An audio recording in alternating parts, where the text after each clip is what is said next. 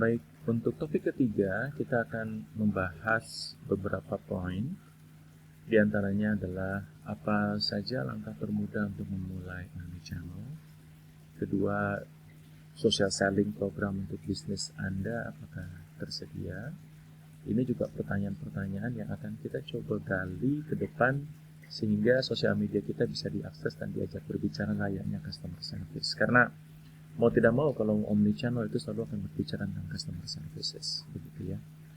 Kemudian call center bagaimana mengukur keberhasilannya itu seperti apa. Kemudian sosial media sebagai relationship management yang paling handal itu bagaimana. Dan berikutnya adalah seperti apa sih memanfaatkan komunitas dengan mendapatkan database yang berkualitas itu sejauh mana. Nah, ini kita akan bahas sama-sama di sini ya. Baik, kita akan bagi-bagi terlebih dahulu. Untuk topik ketiga kita akan fokus kepada apa saja langkah termudah untuk memulai omnichannel.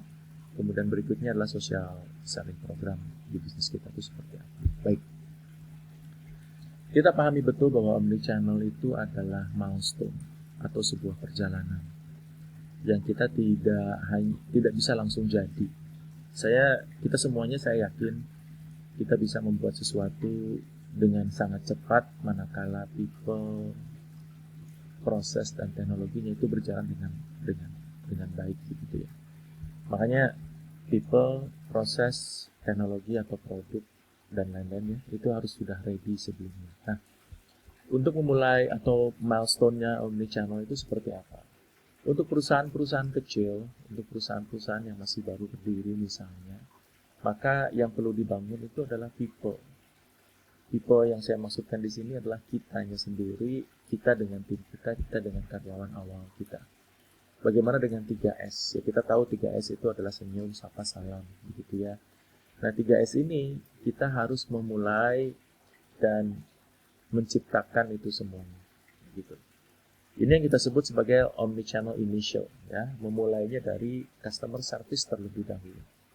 Kemudian prosesnya itu gimana? Prosesnya itu bermuara kepada kenyamanan dari orang berbelanja dengan kita. Karena di era sekarang, di era 4.0, untuk bisa mendapatkan kenyamanan itu banyak hal. Tanpa harus ketemu, tapi kalau prosesnya kita sudah sangat baik, maka akan merasa nyaman untuk membeli. Misalnya, kita pernah berbelanja di sebuah toko online, kita tidak pernah ketemu dengan pemiliknya, tapi kita merasa nyaman karena di toko online tersebut dibangun prosesnya sehingga kita bisa merasa nyaman, begitu. Ya, nyaman di sini bisa berupa outcome dari sebuah proses, begitu, atau memang nyaman, in reality nyaman. Kita ketemu dengan orang tersebut di sebuah tempat dan itu merasa nyaman, itu juga iya, gitu. Jadi nyaman itu bisa berupa nyaman dalam arti aman, betul-betul aman, secure sehingga kita merasa nyaman, atau dari betul-betul secara harfiah, makna harfiah. Contoh tadi yang saya utarakan adalah toko online. Contoh yang lain adalah misalnya kita datang ke sebuah restoran. Tempatnya cukup nyaman, enak, akhirnya kita pilih, begitu. Atau misalnya kita ke apotek. Kita merasa nyaman di apotek tersebut, gitu. Itu juga iya. Nah, setelah initial ini kita selesaikan dengan 3S-nya, kemudian yang disebut dengan terbangun omnichannel itu adalah 3S ditambah dengan SOP yang lainnya. SOP itu apa saja ini? SOP di bawah ini adalah yang menyangkut mengenai SOP frontliner seperti apa, SOP complaint handling seperti apa, SOP listening. SOP listening juga penting. Listening ini punya skill set sendiri Bapak Ibu. Jadi listening itu bukan hanya sekedar mendengarkan ya. Jadi kalau mendengarkan kan hearing, tapi kalau listening itu kan nyimak. Jadi menyimak ini perlu teknik dan ini perlu kita ajarkan kepada kepada karyawan kita, kepada tim kita. Kemudian tata aturan HP, handphone. Tata aturan HP juga bagian harus dia atur, di SOP-kan begitu ya. Nah, ketika terbangun maka yang lainnya ini adalah bukan hanya nyaman dari sisi fisikal, tapi juga menjadi teman ngobrol untuk prosesnya. Jadi ada people, ada proses. Ini untuk prosesnya itu jadi kawan ngobrol begitu. Gimana caranya kita menjadi teman ngobrol, teman curhat dan lain-lain. Tentu berikutnya adalah Google My Businesses. Ini adalah salah satu digital asset yang penting untuk kita miliki.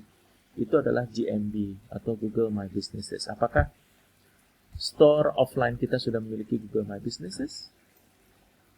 Nah, pertanyaan ini harus Anda jawab. Gitu. Jika iya, that's good, karena ini artinya omnichannel Anda sedang terbangun atau sudah terbangun. Nah, berikutnya setelah terbangun itu apa lagi?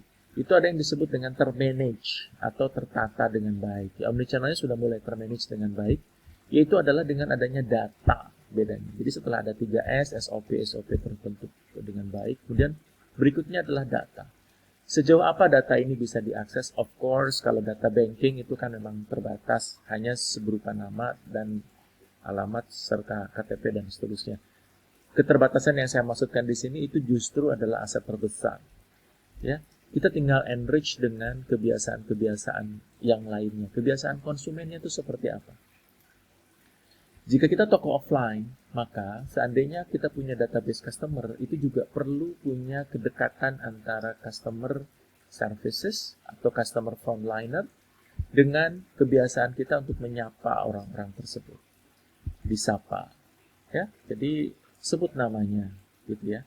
Kemudian, jika perlu servisnya kita antar. Jadi ada additional services, andainya misalnya a certain amount of money mereka melakukan transaksi di tempat kita, maka akan kita antar. Nah, ini bagian dari rangkaian omnichannel yang harus di-develop. Kemudian berikutnya dari sisi prosesnya adalah kita merasa nyaman, kita merasa menjadi teman ngobrol, ada Google My Business, kemudian juga ada akun-akun sosial medianya. Ada IG, ada Facebook, ada website yang kita miliki. Ini artinya, seandainya ini sudah di-develop, maka omnichannel kita sudah termanage dengan baik. Ya.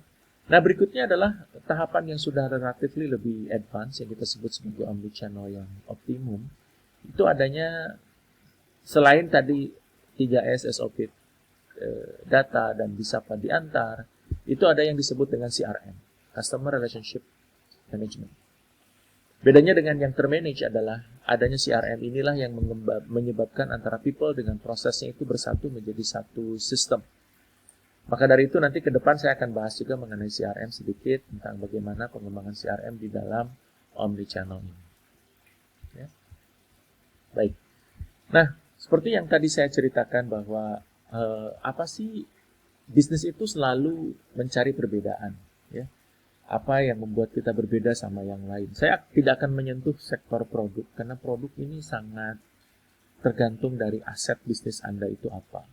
Tetapi lebih kepada bagaimana caranya mengembangkan people dan bagaimana caranya mengembangkan proses. Jadi saya akan fokus ke dua hal ini, ke people dan proses saja, begitu ya. Contoh misalnya kita akan masuk ke people, maka yang membuat kita berbeda dengan yang lain itu apa? Ya, sekali lagi saya ingin menegaskan apa kabar dengan 3S kita di kantor kita masing-masing. Kalau misalnya kita pergi sebut sama nama sebuah merek ya, katakanlah kita ke BCA begitu. Bagaimana kita datang ke BCA begitu nyaman, kita langsung ditanya, selamat datang di BCA, apa kabar? Kemudian berikutnya silahkan, perlu apa dan lain-lain. Bahkan itu bukan oleh frontliner, bahkan itu oleh satpam. Ya, itu BCA. Kemudian datang ke restoran Jepang.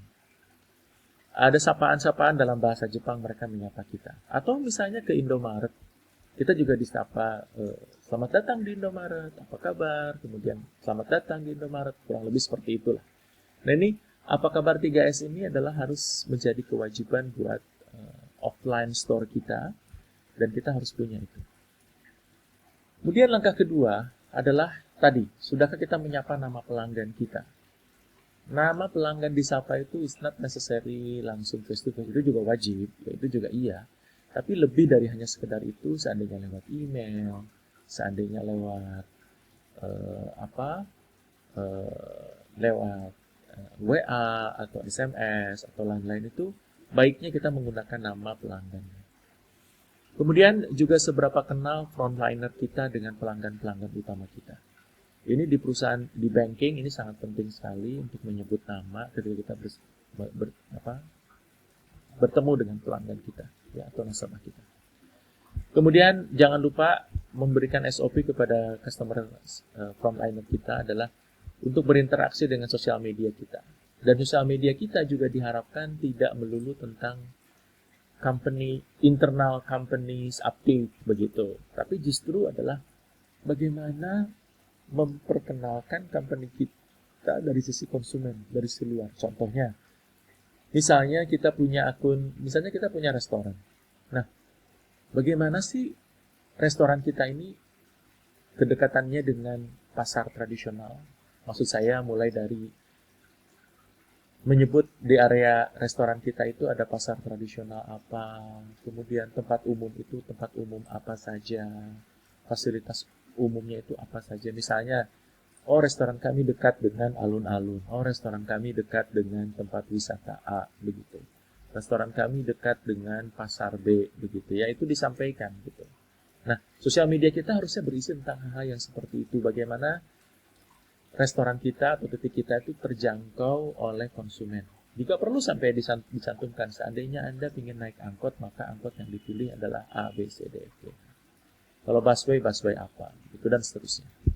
Kemudian jangan lupa di sisi people juga penghargaan buat karyawan untuk service excellent. Ini adalah 5 poin yang membuat kita berbeda dengan yang lain dalam sisi omnichannel, begitu ya.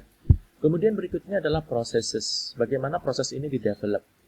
Untuk proses di-develop, kita perlu tahapan-tahapan yang sangat tepat gitu ya. Misalnya nih, ini sebuah apotek katakanlah ya. Sebuah apotek, kemudian kita ingin melakukan omnichannel. Nah, misalnya, saat menunggu pembayaran, apa yang sudah dilakukan? Kita tahu persis ya, setelah kita misalnya memberikan resep, maka yang harus disediakan adalah menunggu. Resep, kemudian tunggu sebentar ya Pak, kemudian ditunggu. Nah, proses menunggu ini kita melakukan sesuatu yang berbeda itu apa gitu. Ya. Kemudian ini saya ilustrasikan omnichannel di sebuah apotek misalnya ya. Sudahkah memberikan layanan khusus buat ibu hamil, manula dan balita misalnya? Kita tahu persis ini adalah VIP citizens di seluruh dunia, ibu hamil, manula dan balita. Jadi seandainya ada keluarga membawa balita atau ada manula, ada ibu hamil, merekalah VIP yang sebenarnya. Begitu ya. Nah, kemudian tentu ada special treatment. Contohnya misalnya kalau di apotek adalah kasih misalnya tensi gratis kah, kasih misalnya percepatan dari sisi proses antri lah, karena mereka butuh cepat begitu, terutama ibu hamil, manula dan balita ya.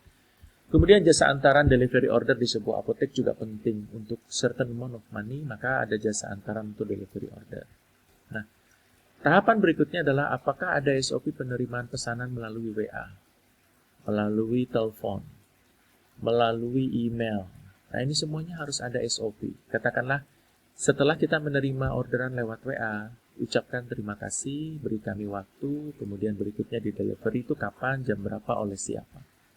Ini semuanya harus punya SOP yang jelas sampai kepada seandainya sudah tertransfer dengan jelas itu seperti apa. Ya. Maka ujung-ujungnya setelah ini di-develop adalah kita harus mengkurasi yang kita sebut sebagai data pelanggan. Kenapa data pelanggan ini penting? Sekali lagi, hubungannya dengan bagaimana caranya tadi nge-manage people. Jadi, di salah satu step atau langkah mudah bagaimana membuat sebuah omnichannel di bisnis Anda, pahami betul bahwa kita memiliki 3 circle ini, ada people, proses, dan produk. Saya tidak akan menyentuh produk karena produk Anda sangat unik masing-masing. Saya cuma fokus di 2 ini saja. Ya, people dan processesnya itu di-develop dengan cara tadi itu, what makes you different dan seterusnya. Sehingga tahapan-tahapan yang ada di sini, di milestone-nya itu akan terjalin dengan sangat baik. Begitu. Ini kurang lebih step termudah Anda bagaimana caranya memulai omnichannel. Demikian, terima kasih.